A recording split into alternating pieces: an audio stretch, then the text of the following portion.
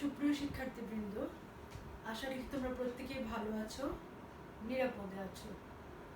বেশ কয়েকদিন পর তোমাদের চতুর্থ বর্ষের ক্লাস নিয়ে আবার তোমাদের সামনে উপস্থিত হয়েছি। আমি ডক্টর মুক্তা সাহা, সহযোগী অধ্যাপক, রাষ্ট্রবিজ্ঞান বিভাগ, ঢাকা কলেজ, ঢাকা। আমরা প্রত্যেকেই একটা ভয়াবহ একটা পরিস্থিতির মধ্য দিয়ে অতিবাহিত করছি।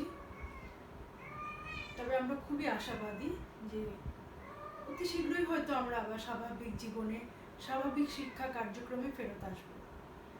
কিন্তু যে পর্যন্ত আমরা সেই সুযোগটা না পাচ্ছি বা সেই সময়টা আমাদের জীবনে না আসছে, সেই পর্যন্ত আমরা এই যে অনলাইন ক্লাস, এই যে ঢাকা কলেজ কর্তৃপক্ষ, ঢাকা কলেজের সম্মানিত অধ্যক্ষ মহোদয় যে উদ্যোগ গ্রহণ করেছেন, আমি আশা রাখি তোমরা এই উদ্যোগে যথাযথ সদ্ব্যবহার করবে। তাহলে আমাদের সকল কার্যক্রম সার্থক হবে। আমাদের মূল যে বিষয়, মূল যে উদ্দেশ্য শিক্ষাদান করা, সেই শিক্ষাদান থেকে আমরা অত্যন্ত আনন্দিত যে তোমাদেরকে বেশি দিন বঞ্চিত হতে হয়নি। খুব অল্প সময়ের মধ্যেই আমরা আমাদের স্বাভাবিক শিক্ষা কার্যক্রম অনলাইনের মাধ্যমে চালু করতে পেরেছি। স্বাভাবিক বলতে এটাই বোঝাচ্ছি যে অনলাইনের মধ্য দিয়ে যতটুকু সম্ভব সেই সবটুকুই আমরা চেষ্টা করছি। কাজেই তোমাদের কাছে আমাদের অনুরোধ থাকবে, আবারও আমার ব্যক্তিগতভাবে অনুরোধ থাকবে যে তোমরা অযথা দুশ্চিন্তা না করে তোমরা যে ক্লাসগুলি পাচ্ছ, প্রত্যেক শিক্ষক তাদের পেপারগুলি পড়াচ্ছেন, তোমরা প্রতিটা ক্লাস খুব মন দিয়ে শুনে তোমরা সেইভাবে নিজেদেরকে প্রস্তুত করবে। কারণ এই যে সেশন জটটা হয়ে গেল, এই যে একটা শুধু তো এটা আমাদের দেশের বিষয় না, সারা বিশ্ব জুড়ে যে আঘাতটা আনলো এরকম একটা করোনা ভাইরাসের মতো একটা ক্ষুদ্র ভাইরাস, সেটার জন্য আমরা পিছিয়ে পড়বো এটা হতে পারে না। আমরা সাময়িকভাবে পিছিয়ে পড়েছি, কিন্তু এই পিছিয়ে পড়া সময়টাকে আমাদেরকে কাভার করার জন্য আমাদেরকে একটু বেশি পরিশ্রম করতে হবে।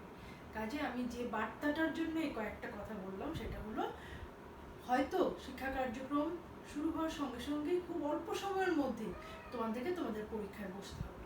আর এটা হলো তোমাদের চতুর্থ বর্ষ, খুবই গুরুত্বপূর্ণ, প্রত্যেক ইয়ারই গুরুত্বপূর্ণ, তবে চতুর্থ বর্ষ বেশি গুরুত্বপূর্ণ এই জন্যই যে এই ইয়ারের রেজাল্টের মধ্য দিয়েই তোমরা অনার্স বা সম্মান ডিগ্রি অর্জন করবে। কাজেই আবারও তোমাদের কাছে অনুরোধ যে তোমরা যদি এখনো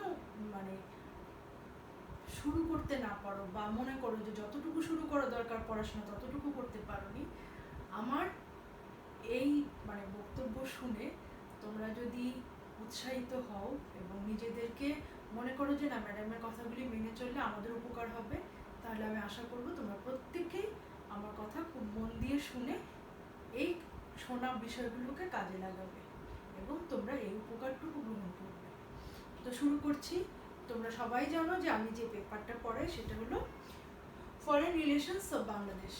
বেশ কয়েকটি ক্লাস এর মধ্যে হয়ে গিয়েছে এবং বারবার যেটা বলছি যে আমাদেরকে খুব অল্প পরিসরে ক্লাস নিয়ে তোমাদেরকে মূল বিষয়গুলি আলোচনা করতে হচ্ছে। কারণ এই বিষয়গুলি তোমাদের আমরা জাস্ট ধরিয়ে দিচ্ছি, বিস্তারিতভাবে তোমাদেরকে পড়াশোনা করে তোমাদেরকে এগুলি প্রস্তুত করতে হবে। কারণ আমরা জানি না যে এগুলি আবার পরবর্তীতে আলোচনার সুযোগ পাবো কিনা, কারণ সময় খুবই কম। কাজেই একটা অল্প সময়ের মধ্যে যতটা সম্ভব ততটা গুছিয়ে নিয়ে তোমাদেরকে প্রতিটা টপিক আমি আলোচনা করার চেষ্টা করেছি। প্রসঙ্গক্রমে বলে রাখি, তোমরা চেষ্টা করবে প্রতিটা পেপারের যে ক্লাসগুলি তোমরা সুন্দর করে 1, 2, 3 করে লিখেও নিবে, আবার ক্লাসগুলিকে তোমরা মোবাইলের মধ্যে কি করবে, ফোল্ডার করে করে গুছিয়ে রাখবে। যখন যেটা শোনা দরকার, যখন যেটা তোমাদের একটু তোমরা স্টাডি করতে চাও, তখন যেন সেটা গাইডলাইনটা তোমরা পেয়ে যাও। কাজেই এই বিষয়টা খুব গুরুত্ব সহকারে দেখবে। এর আগে অনেকগুলি টপিক আলোচনা করা হয়েছে। লাস্ট ক্লাসে যে টপিকটা আলোচনা করা হয়েছে সেটা ছিল ক্ষুদ্র রাষ্ট্র। ক্ষুদ্র রাষ্ট্র বলতে আমরা কি বুঝি, ক্ষুদ্র রাষ্ট্রের বৈশিষ্ট্যসমূহ কি কি ইত্যাদি ইত্যাদি বিষয়গুলো তোমাদেরকে আমি আলোচনা করেছিলাম। আজকে যে টপিকটা আলোচনা করবো সেটা হলো ক্ষুদ্র রাষ্ট্রের নিরাপত্তাজনিত চ্যালেঞ্জ। এই নিরাপত্তাজনিত চ্যালেঞ্জ সমূহ কী কী, এবং এই ক্ষুদ্র রাষ্ট্রের নিরাপত্তা রক্ষার কৌশল সমূহ। শুধু তো আমাদের সমস্যা জানলেই হবে না, সমস্যা সমাধানও জানতে হবে। তো আমি যে কাজটি করি, প্রত্যেকটা বিষয় খুব সহজ করে তোমাদের সামনে উপস্থাপনের আপ্রাণ চেষ্টা করে থাকি। আমরা জানো যে বিশ্বজুড়ে যে বিষয়টি নিয়ে মানে সবাই যার পেছনে ছুটছে, সেটা হলো ক্ষমতা। কে কত ক্ষমতাশালী। এই ক্ষুদ্র রাষ্ট্র কিন্তু আয়তনের দিক থেকে না, এই বিষয়টা হলো যে ক্ষমতার দিক থেকে কে কতটা এগিয়ে আছে, কে কতটা দুর্বল আছে, কে কতটা পিছিয়ে আছে।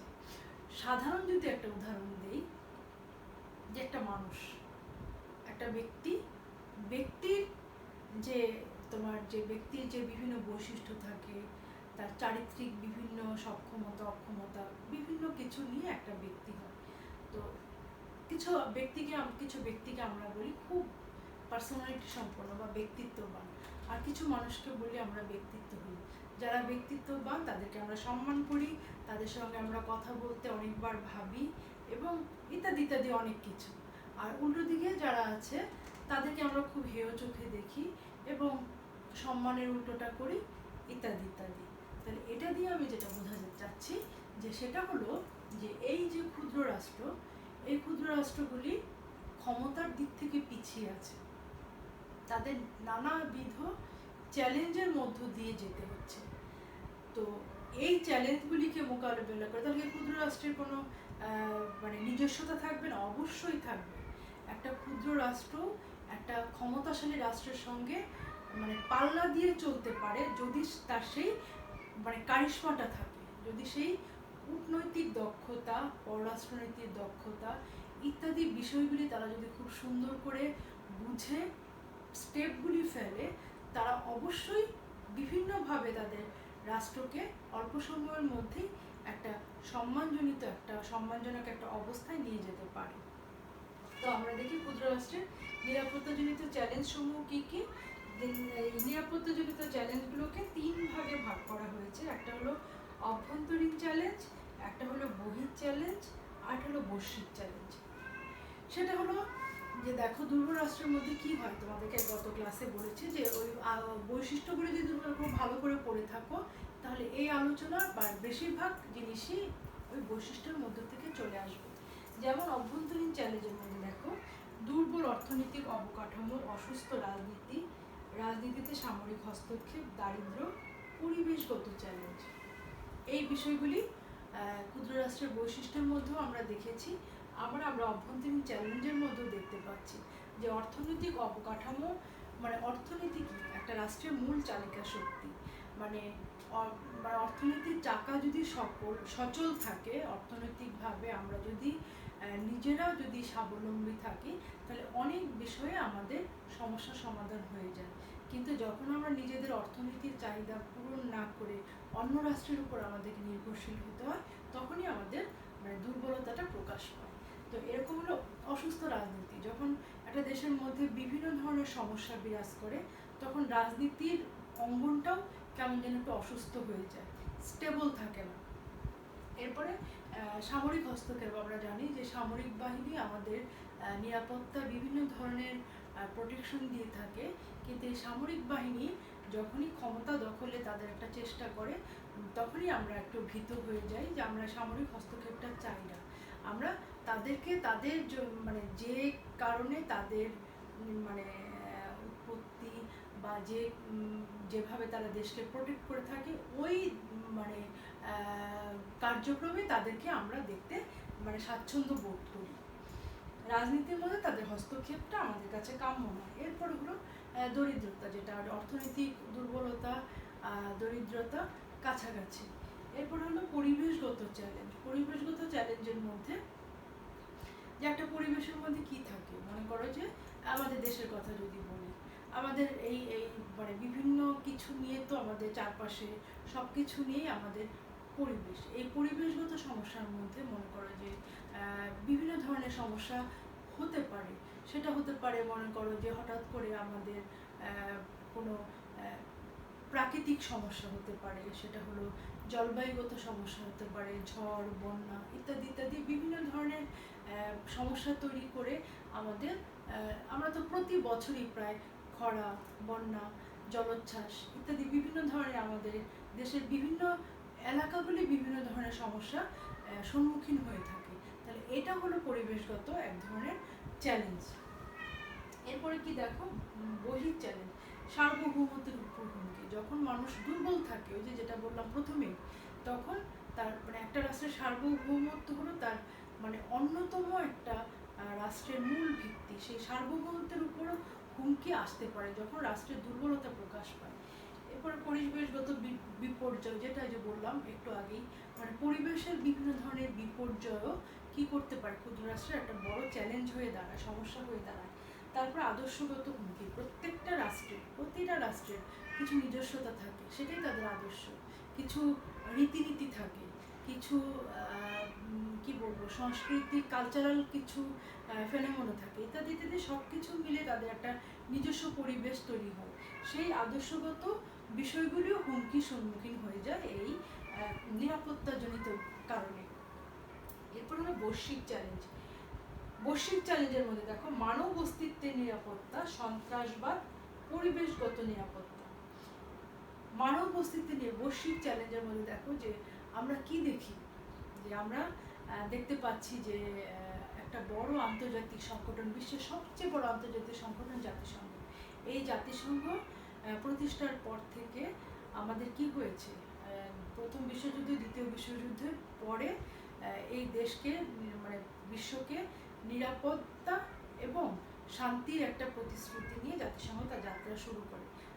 এরপরে জাতিসংঘ প্রতিষ্ঠার পর থেকে বিশ্ববাসী আর কোনো ভয়াবহ যুদ্ধের সম্মুখীন হতে হয়নি বিশ্বকে।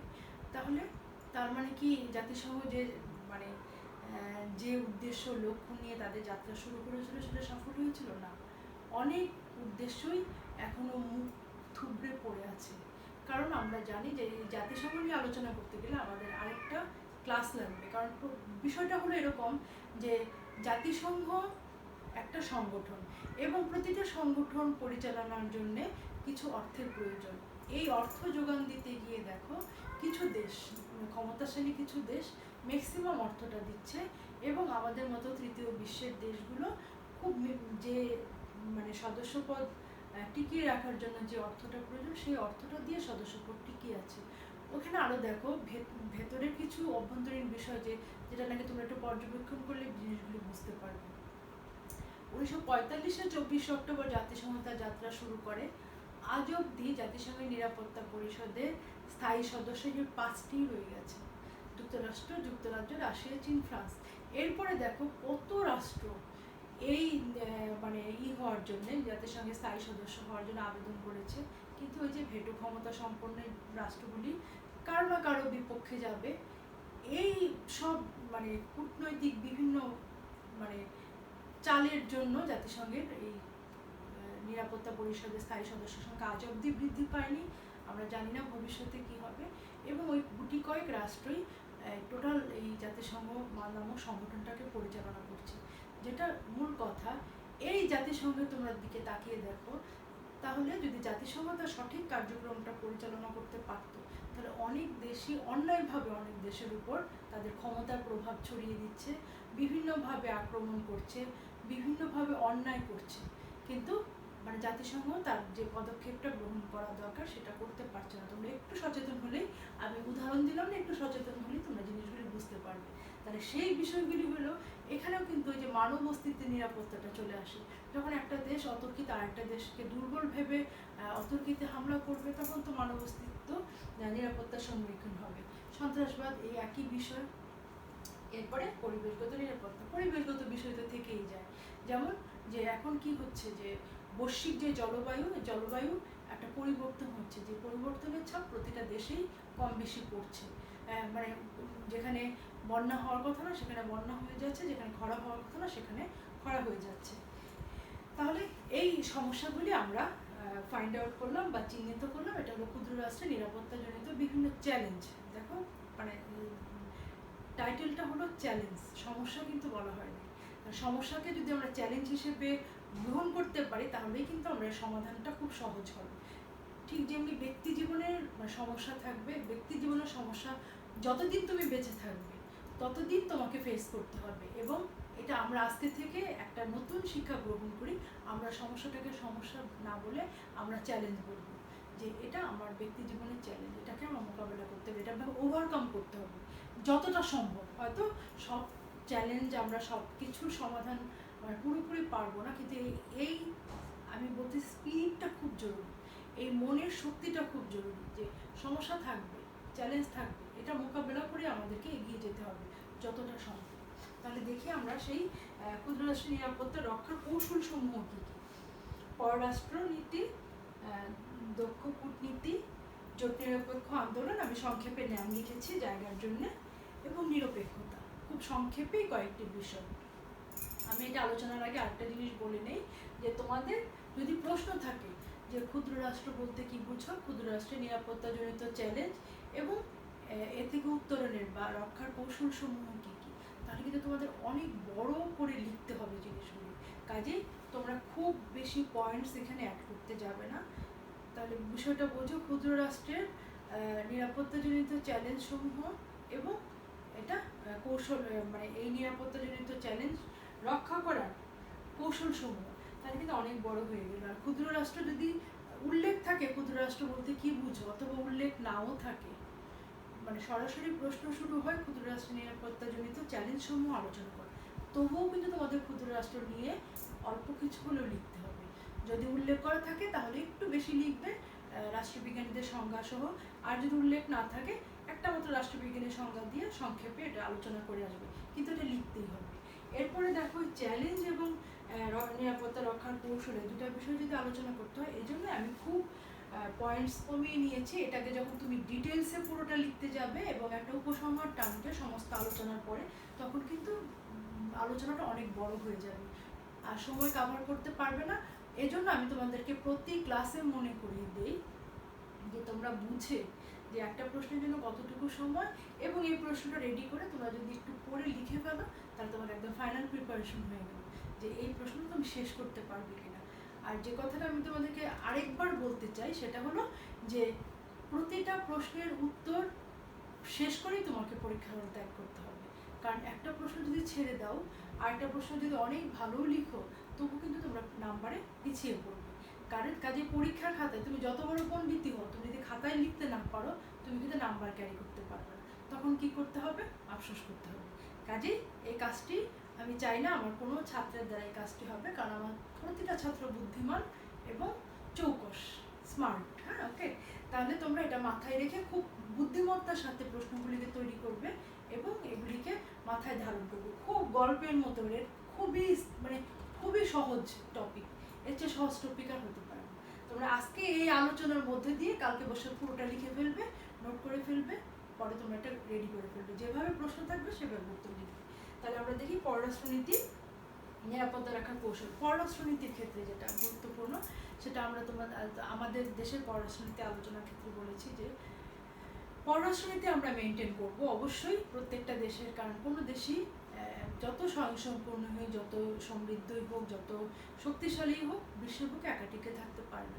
তাকে বিভিন্ন প্রয়োজনে অন্য রাষ্ট্রের সঙ্গে সম্পর্ক মেনটেন করতে হয়। কিন্তু মূল লক্ষ্যটা কি? নিজ দেশের স্বাধীনতা এবং সার্বভৌমত্ব।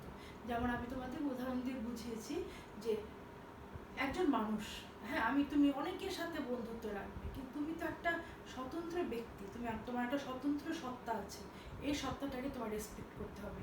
তুমি যদি তোমার নিজেকে সম্মান করতে না পারো, অন্য কেউ কিন্তু তোমাকে সেই সম্মানটা দিবে না। এবং তুমি নিজেকে প্রথমে সম্মান করবে এবং এরপর তুমি অন্যদেরকে সম্মান করবে, যারা তোমার সম্মানটা প্রাপ্য, অবশ্যই তাদেরকে সম্মান করতে হবে। তাহলে এই সম্মান তুমি যদি করো, তুমি অবশ্যই যেখানে তোমার সম্মান পাওয়ার কথা সেখানে তুমি পাবে। তাহলে কি দাঁড়াচ্ছে যে আমরা বিভিন্ন অন্য রাষ্ট্রকে যদি তাদের ন্যায্য সম্মানটুকু আমরা দিই, তাহলে আমরাও অন্য রাষ্ট্রের সম্মানটুকু, সহযোগিতাটুকু পাবো। তাহলে পররাষ্ট্রনীতির ক্ষেত্রে আমরা প্রত্যেকেই দেখবো নিজ দেশের মানে স্বার্থ আগে দেখব, যেটা সহজভাবে বলতে পারি, এটা পরীক্ষার খাতায় লেখা যাবে না।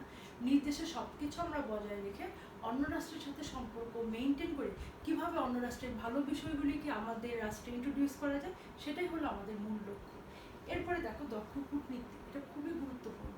যে একটা রাষ্ট্রের সঙ্গে অন্য রাষ্ট্রের সম্পর্ক, মানে বিভিন্ন ধরনের মিটিং, বিভিন্ন ধরনের কনফারেন্স, বিভিন্ন ধরনের চুক্তি, রাষ্ট্রপতির মধ্যে আলোচনা, তারপর সরকার প্রধানের আলোচনা, যত ধরনের মানে তোমাদের মানে ইন্টিমেসি বলো, বিভিন্ন ধরনের এই যে গোল টেবিল বৈঠক বলো, এই ধরনের রিলেশনশিপ মানে যত ডিপ হবে, যত দৃঢ় হবে বিভিন্ন রাষ্ট্রের সঙ্গে, তত আমরা আমাদের দেশকে এগিয়ে নিয়ে যেতে পারবো। মানে মূল লক্ষ্যই হলো আমার দেশটা যে অবস্থানে আছে সেটা যত ভালোই হোক, সেটা আমেরিকারও টার্গেট থাকে, তাহলে ক্ষুদ্র রাষ্ট্রের তো আরও টার্গেট থাকবে যে আমার দেশটা যে জায়গাটা আছে উন্নতির সূচকে, আমি এটাকে আরও বেশি উপরে নিয়ে যেতে চাই। এই জন্য কী করতে হবে, আমাদেরকে খুব বুদ্ধি সহকারে, খুব বুদ্ধিমত্তা প্রয়োগ করে আমাদেরকে স্টেপগুলি ফেলতে হবে। এরপরে যেটা আমি বললাম জোট নিরপেক্ষ আন্দোলন, এটা তোমরা খুব ভালো করে জানো যে কোনো রাষ্ট্রের সঙ্গে যদি কোনো জোটের সঙ্গে আমরা সরাসরি যুক্ত হয়ে যাই, তা আমরা অন্যদের রোশনালে পড়ার সম্ভাবনা থাকে। যে জন্য আমি বলেছিলাম যে বাংলাদেশ যখন স্বাধীন হলো তখন আমরা সোভিয়েত ইউনিয়নের সরাসরি, তখন সোভিয়েত ইউনিয়ন ছিল, সোভিয়েত ইউনিয়ন ভেঙেছে 1991-তে, তো সোভিয়েত ইউনিয়ন সরাসরি আমরা সহযোগিতা পেয়েছি, কিন্তু আমরা আমেরিকার অসহযোগিতা পেয়েছি। কিন্তু আমাদের রাষ্ট্রপতি এতই দূরদর্শী একজন ব্যক্তি ছিলেন, তিনি বুঝতে পেরেছিলেন যে আমাদের কোনো সামরিক জোটের সরাসরি অন্তর্ভুক্তিটা বোকামি হবে, পরবর্তীতে আমাদের এর মানে কি বলবো, এই যে বোকামির মাসুলটা দিতে হবে। তিনি খুব মানে এই ধরনের মানে রাষ্ট্রচিন্তাবিদ রাষ্ট্রপতিরা বা দেশের যারা প্রধান হন, এরা কি হয় অনেক দূরের তারা দেখতে পান, অনেক সুদূর মানে জ্ঞান সম্পন্ন তারা হন এবং দূরদৃষ্টি সম্পন্ন হন। তো অনেক কিছু ভেবে তারা তখন তিনি সিদ্ধান্ত নিয়েছিলেন যে আমরা ওই ন্যাটো জোট, ওয়ার্সো জোট কোনো জোটেই না গিয়ে আমরা জোট নিরপেক্ষ আন্দোলনে থাকবো। এরকম 1961-তে যখন জোট নিরপেক্ষ আন্দোলন ব্রিগেডের শুরু হলো, তখন থেকে এরকম অনেক দেশ যারা নাকি প্রথমে ব্রিটিশের অধীনে ছিল, পরবর্তীতে এই জোট নিরপেক্ষ আন্দোলনে শরিক হয়েছে। এবং এর মাধ্যমেও কী করতে পারি, আমরা নিরাপত্তা রক্ষার কৌশলটা বজায় রাখতে পারি। এটা তো বুদ্ধিটা বুঝেছো যে আমি কোনো জোটে গেলাম না, আমি একটা সেফ জোনে থাকলাম, আমার দেশের নিরাপত্তাটা আমার কাছে আগে, আমার দেশের নিরাপত্তাটাকে বজায় রেখে আমি কীভাবে আমার দেশের উন্নতির যে স্টেপগুলি সেটা আমি গ্রহণ করব, এটাই হলো আমার মূল লক্ষ্য। তাহলে অন্য রাষ্ট্রের সঙ্গে আমার খুব কৌশলে কূটনীতির মানে খুব দক্ষ কূটনীতির মধ্য দিয়ে আমি অন্য রাষ্ট্রের সঙ্গে সুসম্পর্ক মেনটেন করে আমি আমার দেশের উন্নতি ঘটাবো। এরপর নিরপেক্ষতার বিষয়টা ওরকমই যে আমাকে একটা দেশ সরাসরি সহযোগিতা করলো, আমি তার সাথে সম্পর্ক মেনটেন করব, আমি তাকে বোঝাবো, তার প্রতি আমি কৃতজ্ঞ থাকবো, কিন্তু আমি মানে সরাসরি অন্যদের শত্রু হতে চাই না। এটা হলো একটা কূটনৈতিক কৌশল। যদিও মানে নিরপেক্ষতা ওইভাবে মেনটেন করা সম্ভব না, কিন্তু আমি যে সরাসরি যারা আমাকে সহযোগিতা করেছে তাদের সঙ্গে আমি যোগ দিলাম না, এটাও তো এক ধরনের মানে কি বলবো আমার নিরপেক্ষতা মানে আমার কাছে সবাই সমান। এটা আমাদের যেরকম আমাদের পররাষ্ট্রনীতির মূল slogan friendship to all but malice two নান। তার মানে কি আমাদের কি সব রাষ্ট্রের সঙ্গে আমাদের বন্ধুত্বপূর্ণ সম্পর্ক, কারোর সাথে আমাদের শত্রুতা না, সেটা না। এটা হলো আমরা এটা এই স্লোগানকে ধারণ করে আমরা আমাদেরকে এই স্ট্যান্ডটা রেখেছি যে বিনা কারণে, অকারণে, ছোট কারণে যেন আমাদের রাষ্ট্রের অভ্যন্তরীণ বিষয়ে অন্য রাষ্ট্র হস্তক্ষেপ করতে না পারে। সেই যদি স্ট্যান্ডটা আমাদের না থাকে, ব্যক্তি মানুষের মতো তোমার যদি ব্যক্তিত্বটা কঠিন না থাকে, তোমার ক্ষুদ্র বিষয়েও, তোমার পার্সোনাল বিষয়ে অনেকে বিভিন্ন জনে নানাভাবে তোমাকে ফোরন কাটবে, কিন্তু তুমি যদি মনের দিক থেকে শক্তিশালী হও, না আমার সমস্যা, আমার চ্যালেঞ্জ আমাকেই মোকাবেলা করতে হবে, আমিই পারবো, প্রয়োজনে আমি যার সাহায্য নিতে চাই তার সাহায্য নেব। ঠিক ব্যক্তি জীবনে যেভাবে তুমি সব চ্যালেঞ্জ মোকাবেলা করবে, রাষ্ট্রীয় জীবনেও আমরা সেইভাবে চ্যালেঞ্জ মোকাবেলা করতে চাই। কারণ আমাদের রাষ্ট্র আমাদের অনেক কষ্টের বিনিময়ে পাওয়া, কাজে আমাদের নিরাপত্তা, আমাদের স্বার্থ, আমাদের উন্নয়ন এটা আমরাই দেখব, এই কৌশলগুলি আমরাই অবলম্বন করব। অন্য কোনো দেশ যেন অযাচিতভাবে আমাদের কোনো ব্যাপারে হস্তক্ষেপ না করতে পারে, এটাই হলো আমাদের মূল বিষয়। আমরা রাষ্ট্র হিসেবে ক্ষুদ্র হলেও, এটা প্রতিটা ক্ষুদ্র রাষ্ট্রের বিষয় বলছি, রাষ্ট্র হিসেবে ক্ষুদ্র হলেও আমরা মানে মনের শক্তিতে অনেক বেশি বলিয়ান, এবং যদি আমরা এইভাবে আমাদের কার্যক্রমটা চালাতে পারি ক্ষুদ্র রাষ্ট্রসমূহ, তাহলে খুব অল্প সময়ের মধ্যে আমরা প্রত্যেকে সেই টার্গেটে পৌঁছাতে পারবো। তো আমি আশা রাখি যে আমি অল্প সময়ের মধ্যে তোমাদেরকে এই বিষয়গুলি খুব সংক্ষেপে হলেও মানে তোমাদের সামনে তুলে ধরতে পেরেছি। এতে যদি তোমাদের এতটুকু উপকার হয়, তাহলে আমার সকল প্রচেষ্টা সার্থক। তোমরা সবাই ভালো থাকো, তোমাদের জন্য অনেক অনেক অনেক শুভকামনা। শুভরাত্রি, আশা করি খুব শীঘ্রই দেখা হবে।